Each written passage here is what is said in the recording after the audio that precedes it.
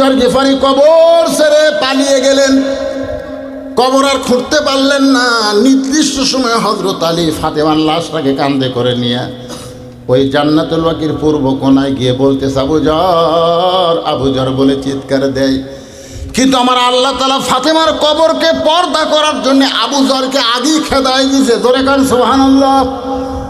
সংক্ষেপ করে বলতেছি, হযরত আলী ফাতেমাকে দাফন করার পরে আল্লাহর কাছে বলতেছে, আল্লাহ আমি স্বামী হয়ে বলতেছি আমার বউটা পর্দা নিশি, তার পর্দাটা তুমি কবুল করে নাও। এই কথা যেই মাত্র হযরত আলী বলেছে, তাকায় দেখে সামনে কয়েকটা পুরাতন কবর দেখা যায়। এখন এই ফাতেমার কবর দিয়েছে, সেই নতুন কবর নাই। আলী চিৎকার দিয়ে বলে, ফাতেমার কবর কোথায়? ফাতেমার কবর কে যেন ডাকতে বলে, আলী রে ফাতেমা পর্দা নিশি, আমি আল্লাহ জহুরা ডিগে দিয়া তার কবরটাকে কিয়ামত পর্যন্ত পর্দা করে দিয়েছি। আবার মায়েরা যারা পর্দার অন্তরে থাকেন, মা আপনাদের 1 নম্বর নেক আমল হলো পর্দা। পর্দা যদি না থাকে নামাজ রোজা হজ জাকাত কোনো কিছু আল্লাহ কবুল করবে না। এই জন্য মায়েদের জন্য আমি বলি 1 নম্বর হলো পর্দা করবেন। পর্দার পরে আপনি নামাজ পড়েন, রোজা করেন, যা কিছু করেন, কিন্তু 1 নম্বর আমলটা আপনাদের পর্দা করতে হবে। আর পুরুষ মানুষের 1 নম্বর নেক আমল হলো 5 ওয়াক্ত নামাজ পড়া লাগবে। খালি জুম্মা পড়লে হবে না, 5 ওয়াক্ত নামাজ জামাতে আদায় করা লাগবে। রাসূল বলেছেন, লা সালাত আলা ঈমান, যার নামাজ নাই তার কোনো ঈমান নাই। লা সালাত আলা দীনা, যার নামাজ নাই তার কোনো ধর্ম নাই।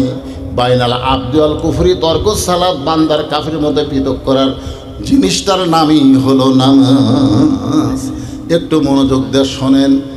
মুসা নবী আল্লাহ কেমন আছে দেখার জন্য ফেরাউনের দরবারত গেছে। দরবারত যা দেখতেছে, ফেরাউন জিকির করতেছে, আনা রব্বুকুমুল আলা, আনা রব্বুকুমুল। এই কথার দিকে খেয়াল করতেছেন, আনা রব্বুকুমুল আলার অর্থ কি আপনারা বুঝতে পারেননি? আনা রব্বুকুমুল আলার অর্থ হলো আমি হলাম সবচাইতে বড় আল্লাহ। সবাই নাউযুবিল্লাহ খান। আচ্ছা, মুসা নবী কিছুক্ষণ আগে কথা বলছে কার সাথে? তো আল্লাহর সাথে কথা বলে আসা দুনিয়াতে কাকু যদি দেখে যে আল্লাহর দাবি করতেছে, তাহলে মুসা নবীর অবস্থাটা কি হবে? আপনারা বলেন তো, নবীদের মধ্যে সবচাইতে রাগীব নবীর নাম কি? যা আজরাইলও চল মারছে পর্যন্ত, জানেন? আজরাইল পর্যন্ত চল মারছে, সালাম দেয়, খালি বলতেছে, ওগো আল্লাহ নবী মুসা আপনার জান কবজ করবে যাচ্ছি। মুসার সাথে সাথে আল্লাহ বলতেছে, আল্লাহ তোমার একজন জলিল কদর পয়গম্বর আমি, তুমি আমার কালিমুল্লাহ ডিগ্রি দিলে, আর তোমার আজরাইল আমার জান কবজ করবি, একটা সালাম পর্যন্ত দিবি না? আমি খুব মাইন্ড করছি। আল্লাহ কয়, তুই কি করবার চাস? মুসা বলতেছে, আজরাইল আমার কাছে আসলে আমি একটা চল মারব। আল্লাহ কয়, কে রে মুসা, তুই কুটি আর আজরাইল কুটি? হ্যাঁ, আজরাইল কত বড়, তুই কত ছোট, তাহলে তুই কেমনি চল মারবি? তখন মুসা বলতেছে, আল্লাহ তুমি আমার বোকা মনে করছো, আমি চল মারার সাথে বিসমিল্লাহ করবো। বিসমিল্লাহ করলে আমি একলাই না, তুমিও আসো। হচ্ছে বিসমিল্লাহ করলে তো তুই আর আমি রে, তাহলে এখন আমি একলা কেমনে মারবো, সাথে তোমাকে যোগ দেবো। এখন তুমি কি করছো এখন? তো যে আজরাইল কাছে যাচ্ছে, মুসা বিসমিল্লাহ করে চল মারবার চাষে আল্লাহর কুদরতি হাত মুসা নবীর হাতের সাথে লাগিয়া, বুঝছেন? এই বাম চোখত লাগিয়েছে ভাই রে, এখানে চোখের মুনি উল্টেই গেছে। আপনাকে জান যখন কবজ করে আসবি না, তখন দেখবার পাবেন এক চোখ উল্টে আছে। ওই চরটা মুসা নবী মারছে, সুবহানাল্লাহ পান্না গায়ে। তাহলে রাগ বেশি না কম? তো এখন আল্লাহর সাথে যে মুসা কথা বলে আইছে, সেই মুসা দেখতেছে ফেরাউন চেয়ারে বসে জিকির করতেছে, আনা রব্বুকুমুল আলা, আনা রব্বুকুমুল আলা। সঙ্গে সঙ্গে মুসা বলতেছে, লা ইলাহা ইল্লাল্লাহু মুসা কালিমুল্লাহ। ফেরাউন লাভ দিয়ে উঠছে, এতক্ষণ বসে আছিল, লাভ দিয়ে বলতে চাই, মুসাই কি তোর আল্লাহর জিকির করবো, তোর আল্লাহ জাগাত যা, আমার রাজত্বের মধ্যে তোর আল্লাহর জিকির চলবি না। ফেরাউন বলতেছে আমার রাজ্যের মধ্যে তোর আল্লাহর কি চলবি না, তোর আল্লাহর জিকির করবি, তোর আল্লাহর জায়গা চা। মুসা বলতেছে ফেরাউন তাহলে বাটিয়া দে, বাটিয়া দে, তোর কতটুকু আল্লাহর কতটুকু বাটিয়া দে।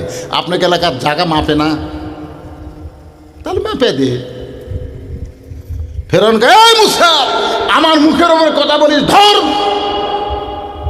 যেই বলছে ধর, মুসা বলতেছে আল্লাহ ফেরাউন আমার ধরবার আসতেছে। চলতে পথে 2 দিন থামিলাম, যাবার কালে একজন আরো কাছে না পাইলাম।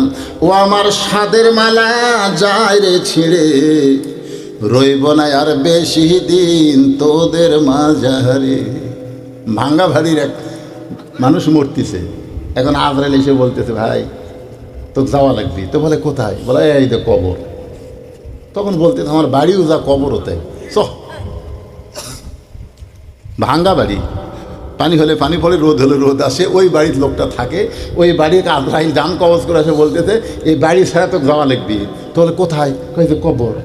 ওই কবরও তাহার বাড়িও চাই চ। আপনার বলেন তো আর কোনো কষ্ট হবে? কিন্তু 3 তালাতে একজন শুতে আছে, ও আজরাইল যে বলতেছে তোকে যাওয়া লাগবে। বলে কোথায় ভাই? কই যে কবর।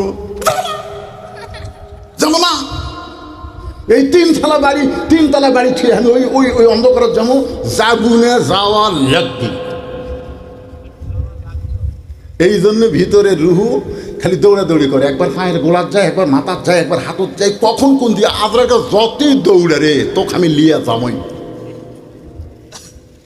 এই জন্যে দুনিয়াতে যারা যত বাহাদুরি করবে, যত সম্পদ করবে, তাদের মৃত্যুর আযাব তত কষ্ট হবে।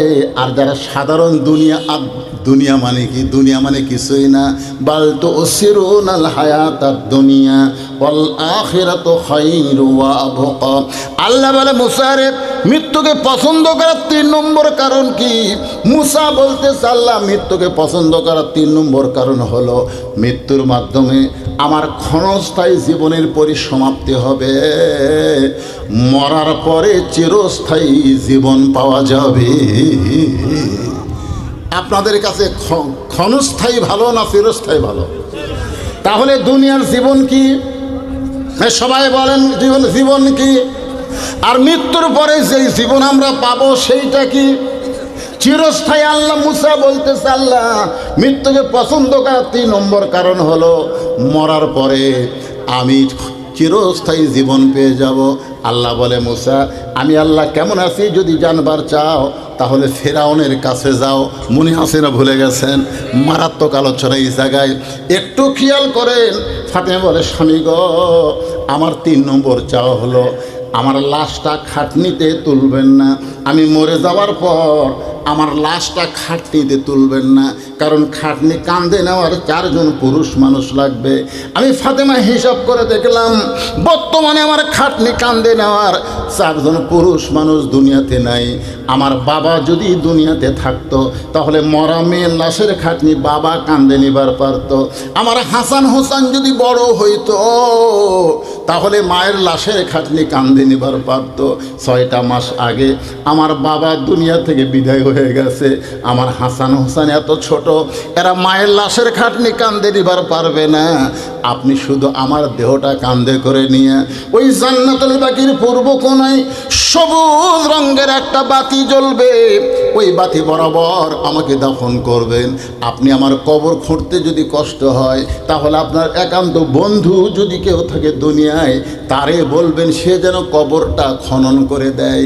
হযরত আলী কাঁদতে কাঁদতে এক দৌড়, যেই দরজা খুলে দৌড় মারছে এমন সময় হাসান হোসাইন 2 ভাই মাকে ধরে বলতেছে মা দরজা বন্ধ করে আমাদের 2 ভাইকে বের করে দিয়া আমার বাবাকে আপনি কষ্ট দিয়েছেন মা, আমার বাবাকে আপনি কষ্ট দিয়েছেন।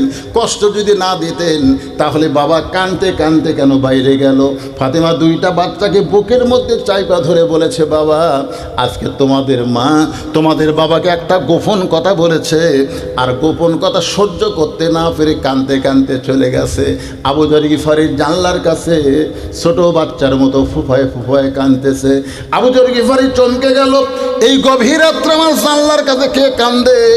দরজা খোলে, বাহির আইসা দেখে আসাদুল্লাহিল গালিব, হযরত আলী কাঁদতেছে। আবু যর গিফারি বলে, আলী ভাই, জীবনে বহু যুদ্ধ তোমার সঙ্গে করেছি, কোনো যুদ্ধে তোমাকে পরাজিত হয়ে আমি কাঁদতে দেখি নাই। আজকে তোমার জীবনে এমন কি যুদ্ধ শুরু হলো যে তুমি এমন করে আমার জানলার কাছে কান্দো?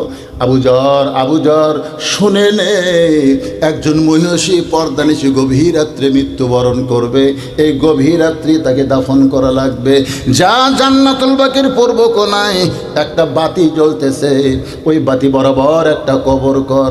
আবু যর গিফারি কোদাল নিয়া ওই জান্নাতুল বাকির পূর্ব কোণায় গিয়ে দেখে সবুজ রঙের একটা বাতি জ্বলতেছে, যেই বাতির কোনো তার নাই, যেই বাতির কোনো সুইচ নাই।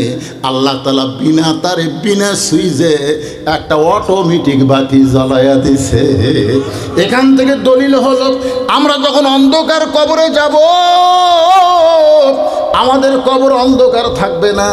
আমাদের ঈমানের নূর আর আমলের তার দিয়ে আল্লাহ তাআলা আমাদের অন্ধকার কবরকেও আলোকিত করে দিবে। আবু যর গিফারি ওই আলোটার দিকে তাকায় দেখে আলো গোলাকার হয়ে পড়ে নাই, আলো চার কোনা হয়ে পড়েছে। ওই চার কোনা আলোর মধ্যেই কোদাল দিয়ে কবর খনন শুরু করলেন। কবর খুঁড়তে খুঁড়তে খুঁড়তে এক সময় আবেগে বলে ফেলেছেন, কবর তুই কি জানিস দিনের বেলা কবর না খুঁড়ে রাতের বেলা কবর কেন খুঁড়তেছি? কবর রে, আজকে তোর মধ্যে এমন একজন মহিয়সী নারীকে দাফন করা হবে, আল্লাহ নবীর মেয়ে হওয়ার পরেও নবী তাকে মায়ের মতো সম্মান করেছে। সাহাবীদের সামনে রাসূল বললেন, এই সাহাবীরা, আমার মেয়ের খবর তোমরা জানো? আল্লাহ আমাকে 3টা মেয়ে দিছে। সমস্ত সাহাবী জিব্বাত কামড় খাচ্ছে। সমস্ত সাহাবী কি রে, নবীর মেয়ে হলো 4টে আর নবী বলতেছে 3টে। আল্লাহ কোরআনে বলেছে, নবী যখন কোনো কথা বলবে, নবীর মুখের উপরে কথা বলা যাবে না। নবী যখন রাস্তা চলবে, নবীর সামনে কেউ রাস্তাও হাঁটতে পারবে না। তো সাহাবীরা বলতেছেন, হুজুর তাহলে আপনি বলেন। আল্লাহ রাসূল বললেন, আমার বড় মেয়ের নাম হলো জয়নাব, আমার মেজো মেয়ের নাম হলো রোকেয়া, আমার ছোট মেয়ের নাম হলো কুলসুমা। আল্লাহর কি কাম, ওই সময় হাসান হোসেন 2 ভাই নবীর 2 উরাতের উপরে বসেছিল। নবী আবার বললেন, সাহাবীরা, আমার বড় মেয়ের নাম হলো জয়নাব, আমার মেজো মেয়ের নাম হলো রোকেয়া, আমার ছোট মেয়ের নাম হলো কুলসুমা। হাসান হোসেন বলতে, ভাই এর কোলত বসে থাকে আমাদের লাভ নেই। আমাদের মাও গরিব বলে নিজের মেয়ে পরিচয় দিতে যে শরম পায়, তার কোলে বসে থেকে লাভ কি? এই কথা বলে হাসান হোসেন যখন যাবার চায়, আল্লাহ নবী 2 জনকে একটানে বুকের মধ্যে নিয়ে 2 জনের গালে চুমো দিয়ে বলে, হাসান হোসেন, তোদের মা আমার মেয়ে না, ফাতেমা হইল আমার মা।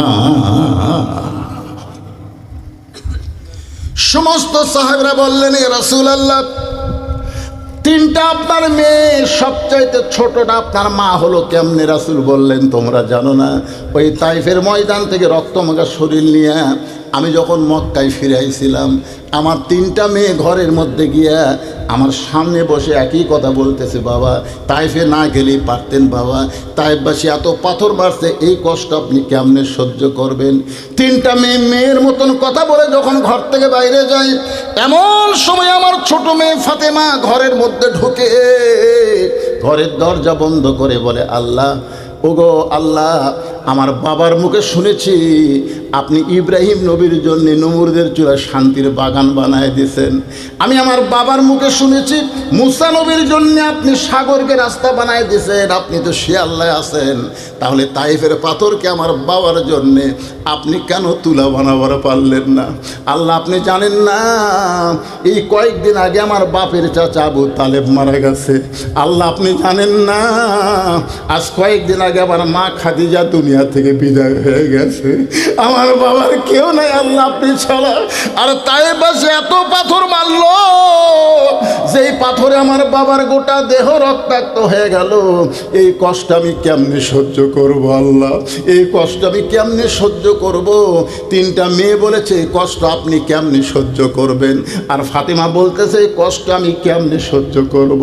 রাসূল বলেন, সাহাবীরা রে, এই কথা বলে আমার ফাতেমা ঘর থেকে বাইরে যায়, উনানের মধ্যে পানি গরম করে, জয়তুনের তেল গরম করে ঘরের মধ্যে ঢুকে আমার মাথাখানা নিজের উরাতের উপরে নিয়ে আমার গা থেকে জুব্বা খুলে যত জায়গায় তায়েফবাসী পাথর মারছে প্রত্যেকটা জায়গা গরম পানির মধ্যে নরম কাপড় চুবড়াইয়া আমার গোটা দেহ পরিষ্কার করে ওই নরম আঙ্গুলের মধ্যে গরম জয়তুনের তেল নিয়ে আমার ক্ষতস্থানে যখন লাগায় দেয়, আমি আল্লাহ নবী আল্লাহর শপথ করে বলতেছি,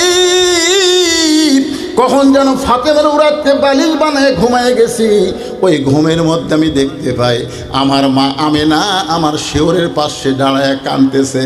এত বছর পরে মা আমেনাকে পাইয়া আমি কি করব? মা হাত ধরে বললাম, মা আইসেন যখন আর আপনাকে যাইতে দিব না। এই কথা যেই মাত্র বলেছি ফাতেমা তখন আমার কপালে চুমা খায়। ফাতেমার চোখের পানি আমি নবীর চোখের মধ্যে ঢুকে আমি ঘুম থেকে চেতন পাই। আমি কইলাম, ফাতেমা তুই কেন কান্দিস? ফাতেমা বলে, বাবা আমি তো কান্দি না, আপনি আমাকে কান্দান। আপনি ঘুমের মধ্যে মা বলে আমার হাতটা চাইপা ধরছেন। রাসূল বলে, ফাতেমা রে, মা বলে যদি তোর হাতটা চাইপা ধরি তাহলে তুই শোনে নে, তুই শুধু আমার মেয়ে না, তোর কলিজায় রয়েছে আমার মা আমেনা।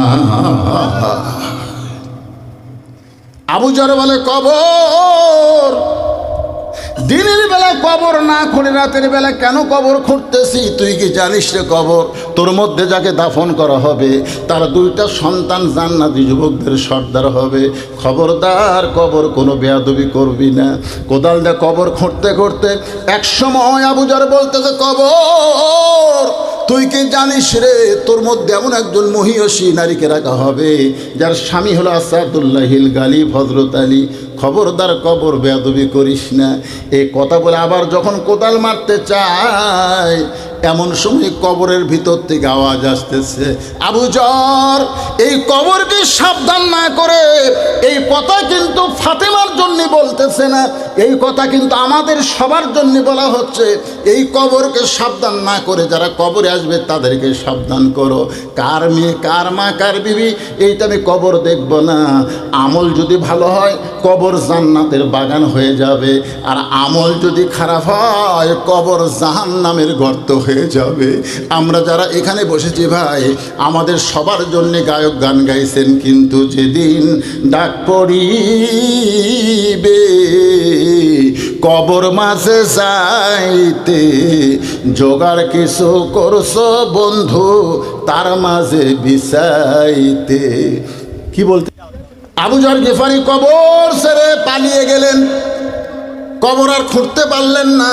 নির্দিষ্ট সময়ে হযরত আলী ফাতেমার লাশটাকে কাঁধে করে নিয়ে ওই জান্নাতুল বাকির পূর্ব কোনায় গিয়ে বলতেছে, আবু যর বলে চিৎকার দেয়। কিন্তু আমার আল্লাহ তাআলা ফাতেমার কবরকে পর্দা করার জন্য আবু যরকে আগেই খেদায় দিয়েছে। ধরে কান সুবহানাল্লাহ। সংক্ষেপ করে বলতেছি, হযরত আলী ফাতেমাকে দাফন করার পরে আল্লাহর কাছে বলতেছে, আল্লাহ আমি স্বামী হয়ে বলতেছি আমার বউটা পর্দা নিশি, তার পর্দাটা তুমি কবুল করে নাও। এই কথা যেই মাত্র হযরত আলী বলেছে তাকায় দেখে সামনে কয়েকটা পুরাতন কবর দেখা যায়। এখন এই ফাতেমার কবর দিয়েছে, সেই নতুন কবর নাই। আলী চিৎকার দিয়ে বলে, ফাতেমার কবর কোথায়? ফাতেমার কবর কে যেন ডাকতে বলে, আলী রে ফাতেমা পর্দা নিশি, আমি আল্লাহ জহুরা ডিগে দিয়া তার কবরটাকে কিয়ামত পর্যন্ত পর্দা করে দিয়েছি। আবার মায়েরা যারা পর্দার অন্তরে থাকেন, মা আপনাদের 1 নম্বর নেক আমল হলো পর্দা। পর্দা যদি না থাকে নামাজ রোজা হজ জাকাত কোনো কিছু আল্লাহ কবুল করবে না। এই জন্য মায়েদের জন্য আমি বলি 1 নম্বর হলো পর্দা করবেন। পর্দার পরে আপনি নামাজ পড়েন, রোজা করেন, যা কিছু করেন, কিন্তু 1 নম্বর আমলটা আপনাদের পর্দা করতে হবে। আর পুরুষ মানুষের 1 নম্বর নেক আমল হলো 5 ওয়াক্ত নামাজ পড়া লাগবে। খালি জুম্মা পড়লে হবে না, 5 ওয়াক্ত নামাজ জামাতে আদায় করা লাগবে।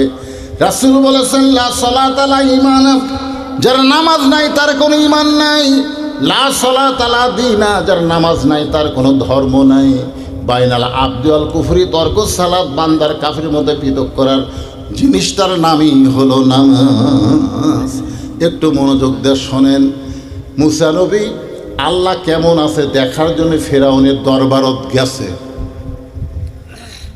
দরবারত যা দেখতেছে ফেরাউন জিকির করতেছে, আনা রব্বুকুমুল আলা, আনা রব্বুকুমুল, এই কথার দিকে খেয়াল করতেছেন। আনা রব্বুকুমুল আলার অর্থ কি? আপনারা বুঝতে পারেননি। আনা রব্বুকুম আল্লাহর অর্থ হলো আমি হলাম সবচাইতে বড় আল্লাহ। সবাই নাউযুবিল্লাহ খান। আচ্ছা, মুসা নবী কিছুক্ষণ আগে কথা বলছে কার সাথে? তো আল্লাহর সাথে কথা বলে আসা দুনিয়াতে কাকু যদি দেখে যে আল্লাহর দাবি করতেছে, তাহলে মুসা নবীর অবস্থাটা কি হবে? আপনারা বলেন তো, নবীদের মধ্যে সবচাইতে রাগীব নবীর নাম কি? যা আজরাইল চল মারছে পর্যন্ত, জানেন?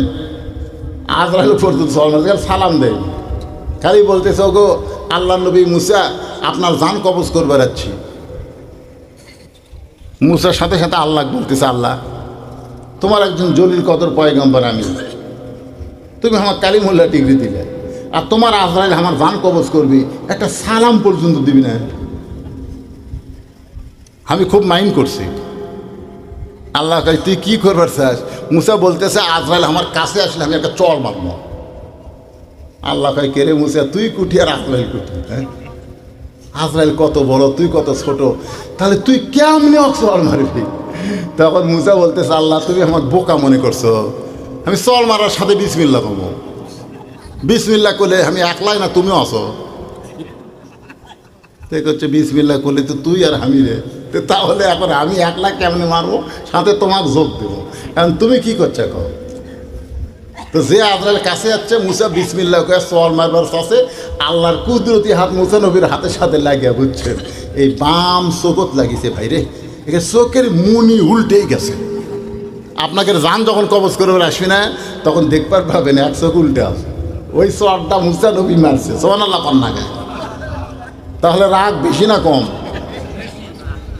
তো এখন আল্লাহর সাথে যে মুসা কথা বলে আইছে, সেই মুসা দেখতেছে ফেরাউন চেয়ারে বসে জিকির করতেছে আনা রব্বুকুমুল আলা, আনা রব্বুকুমুল আলা। সঙ্গে সঙ্গে মুসা বলতেছে লা ইলাহা ইল্লাল্লাহু মুসা কালিমুল্লাহ। ফেরাউন লাভ দিয়ে উঠছে, এতক্ষণ বসে আছিল, লাভ দিয়ে বলতেছে এই মুসাই কি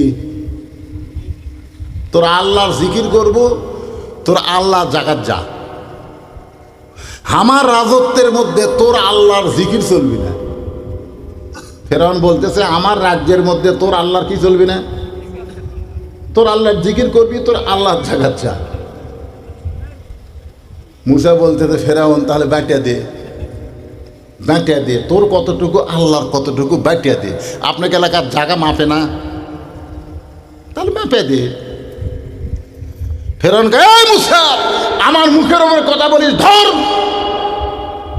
যেই বলছে ধর, মুসা বলতেছে আল্লাহ ফেরাউন আমার ধরবার আসতেছে, আমি কি করব? আল্লাহ বলে কেবল জুলাই মাস পড়লো, 5 আগস্ট পর্যন্ত দৌড়ায়। মুসা 5 আগস্ট পর্যন্ত দৌড়ায়, আর ফেরাউন দল বল নিয়ে খালি হাসি আর বলে আমাদের ভয়ে মুসা দৌড়ায়, আমাদের ভয়ে মুসা দৌড়ায়। আল্লাহ মুসা কয় আমি কার হুকুমে দৌড়াই, খালি জাগা মতো আনে। কি কন? জাগা মতো যাইয়ে মুসা নবী ব্রেক করেছে। ফেরাউন বলতেছে এখন কি করবি? সামনে সাগর, 3 দিকে আমরা সৈন্য অস্ত্র নিয়ে দাঁড়াইছি। মুসা বলে আল্লাহ এখন সামনে সাগর দিকে আমি করব কি? আল্লাহ বলেন নাসরুম মিনাল্লাহি ওয়া ফাতহুন কারীব ওয়া বাশশিরিল মুমিনিন। আল্লাহু আকবার। ভাইজান একটু মনোযোগ দেওয়ার সময় হাতের লাঠি আঘাত করলেন, 12 লাইন রাস্তা হয়ে গেল। মুসা নবী সবচাইতে বড় রাস্তাকে সাঙ্গভঙ্গ সঙ্গে নিয়ে ঢুকলেন। এক নিয়তে আল্লাহর শুকরিয়া 4 রাকাত নামাজ আদায় করলেন। ওই 4 রাকাত নামাজ আমাদের এতই পছন্দ হলো, আল্লাহ উম্মতে মুহাম্মাদের জন্য আসরের নামাজ হিসেবে দিয়ে দিল। আমরা যখন আসরের নামাজ জামাতের সঙ্গে আদায় করব, আল্লাহ খুশি হয়ে মুসা নবীর সম পরিমাণ সওয়াব আমাদেরকে দান করে দিবে। আজকের এই মাহফিল, ভাঙ্গাচুরা মাহফিলে আল্লাহ আমাকে দীর্ঘ সময় প্রায় 2 ঘন্টা ধরে কথা বলার তৌফিক দিলেন, সুযোগ দিলেন। আপনারা শুনলেন এখন থেকে আপনাদেরকে আমি অনুরোধ করবো, এই অফ সিজনে মাহফিল করবেন না, এটা একটা সবার জন্যই কষ্ট। আপনারা মাহফিল করবেন রমজানের আগে। কখন করবেন? এত বড় বিশাল একটা সুন্দর ফিল, রমজানের আগে মাহফিল করবেন, শীতের আমেজ থাকবে, তখন দেখবেন মানুষের ঢল নামবে। এখন গরমের দিন, ফ্যান ছাড়া মানুষ এই জায়গাতে আসবে সেবি। আর আপনাদের এলাকাতে একটা জিনিস আমি দেখলাম, কারেন্ট যাই না, কুটি না যাওয়া তো দেখলাম না, কারণ গেছে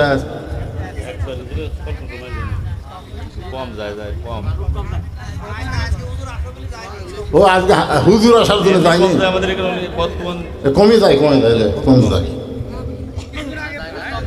আরে কিছুদিন আগের কথা বলবে, কিছুদিন আগে আমি ওয়াজ করে গেছিলাম শ্যামনগর, সেদিন গাড়ির রাস্তাতে আপনাকে মোটর সাইকেল দেখে তা আমি ভয় গেছি। একটা পাম্পে 1.5 কিলো 2 কিলো পর্যন্ত মোটর সাইকেল আর আছে। তো কিছুদিন আগের কথা বাদ দেন, তো আজকের কথা তো আলহামদুলিল্লাহ। তাহলে সবার বাড়িতে ফ্যান আছে না নাই? আর এই ফ্যান বাদ দিয়ে এই গরমের মধ্যে আপনারা সে যে ওয়াজ শুনলেন, যে ওয়াজই শুনলেন, আল্লাহ যেন বক্তা শ্রোতা সবাইকে আমল করার তৌফিক দান করে। সকলে বলে আল্লাহুম্মা আমিন। জি, কয়েকজন টাকা দিছে, নাম বলা লাগবে? সম্রাট বাগমারার সম্রাট 500 টাকা কোরআন শরীফ বাবদ দান করছে, আল্লাহ কবুল করেন। 1000 টাকা নাম বলবে না, 2টা কোরআন শরীফ বাবদ দান করছে, আল্লাহ তার দানকে কবুল করেন। আগে 500 টাকা দিছে, আবার 100 টাকা দান করলো, বারবার দান করতেছে। সালেহা একজন মেয়ে 100 টাকা দান করছে, আল্লাহ আমার মায়ের দানকে কবুল করেন, আল্লাহুম্মা আমিন। সিয়াম মোল্লা মায়ের জন্য 100 টাকা দান করছে, আল্লাহ তার দানকে কবুল করেন। রফিক কাগজি মায়ের জন্য, মায়ের কথা মনে করে আরে 500 টাকা কোরআন শরীফ বাবদ দান করেছে, আল্লাহ সকলের দানকে কবুল করেন। সকলে বলে আল্লাহুম্মা আমিন।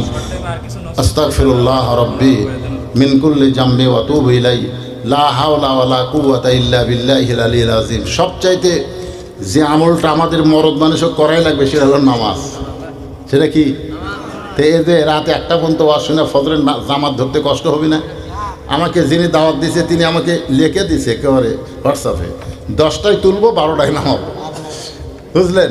আমি খুবই খুশি। বুড়া মানুষের, আমার তো এখন শরীরেরও কিছু রেস্টের দরকার, কথাটা বুঝলেন না ভাই? তো এই জন্য আপনারা 12টার পরে যাবেন না। 12টার পরে যে তারিখ বিজ্ঞাপনে আছে এই তারিখ আর নাই। এই যে আপনার 2 তারিখের বিজ্ঞাপন ছাপাইছেন, আজকে কয় তারিখ?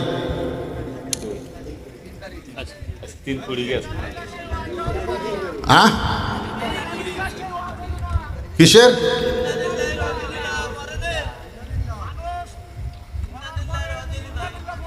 তো ইন্নালিল্লাহ যেটা পড়েন সেটা কি জন্য পড়েন সেটাই তো বললাম। ইন্নালিল্লাহ হলো বিপদ আপদ মুসিবত, সবচাইতে বড় বিপদ হলো একজন মানুষ বেঈমান হয়ে মরা যাওয়া। ধরে কোন কথা ঠিক কিনা? এই মরাটা যেন বেঈমান না হয়, মুসলমান হয়ে মারা গেলে আমরা ইন্নালিল্লাহ পড়ি। ওয়াজ তো হয়ে গেছে, আপনি এতক্ষণ কি বুঝলেন?